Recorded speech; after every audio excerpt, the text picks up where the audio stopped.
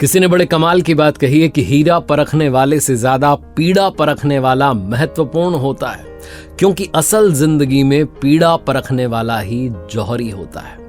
नमस्ते, मैं आरजे कार्तिक आपका स्वागत करता हूं। एक छोटी सी कहानी सुनाता हूं। ये कहानी दो राहगीरों की, जो शाम के समय मंदिर के बाहर बैठे हुए थे और प्रतीक्षा कर रहे थे कि रात बीत जाए ताकि अगली सुबह बस पकड़ के दूसरे गांव में जाए।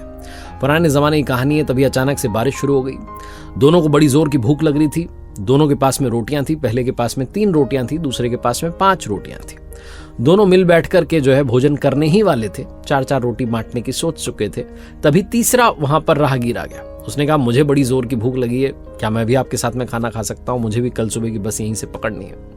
उन्होंने कहा, ठीक है भाई, तुम भी बैठ जाओ। लेकिन अब समस्या थी कि कैसे बांटें, क्योंकि रोटियां 8 थी, खाने वाले 3 थे। तो दूसरे वाले ने आइडिया दिया कि काम करते हैं, हर रोटी के 3 टुकड़े कर लेते हैं। तो ऐसे 24 टुकड़े हो गए।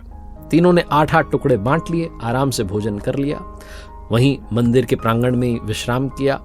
सुबह जाग करके जब तीसरा यात्री जाने लगा, तीसरा राहगीर जो था, तो उसने कहा, भाई मैं अपनी ओर से आपको कुछ भेंट करना चाहता हूं। उन्होंने मना किया, लेकिन वो 8 गिन्नियां देकर के चला गया कि आपस में बांट लेना।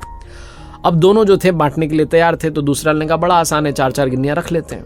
पहले वाले ने कहा, नहीं भाई साहब, मेरे पास तो 3 ही रोटियां थी, आपके पास 5 थी, तो आप जो है 5 गिन्नियां रखो, मुझे तो 3 दे दो, काफी है।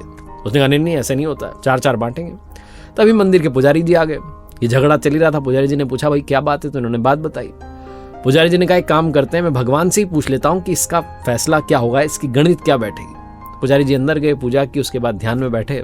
ध्यान में भगवान ने दर्शन दिए और पुजारी जी ने उनसे पूछा कि हमारे यहाँ पर 2 राहगीर रुके हुए थे, तीसरा आया था, इन्होंने मिल बांट करके भोजन किया, वो गिन्नियां दे करके गया, अब क्या हिसाब बनता है, आपकी गणित बताइए। तो भगवान ने अपनी गणित बताई। भगवान ने कहा कि जो पहले वाला है उसको सिर्फ 1 गिन्नी मिलनी चाहिए और दूसरे वाले को 7 मिलनी चाहिए।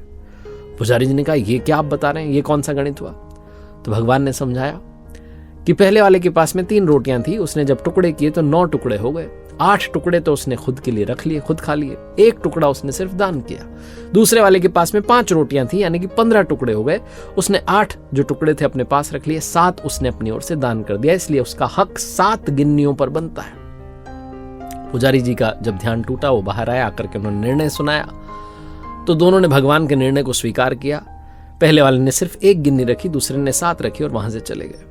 ये कहानी बड़ी छोटी सी है। अगर आपको गणित समझ में ना आई हो तो आप दोबारा से कहानी देखिएगा। लेकिन कहानी ये सिखाती है कि भगवान का जो निर्णय होता है, जो उनका गणित होता है, वो हमारे गणित से अलग है।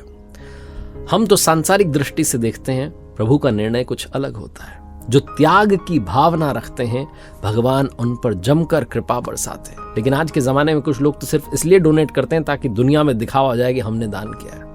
अगर आप सिर्फ दिखावे की दृष्टि से दान करेंगे तो वो डोनेशन नहीं होगा, वो दान नहीं होगा, वो मदद नहीं होगी। मदद तो ऐसी होनी चाहिए कि पता भी ना चले और आप किसी की मदद कर दें।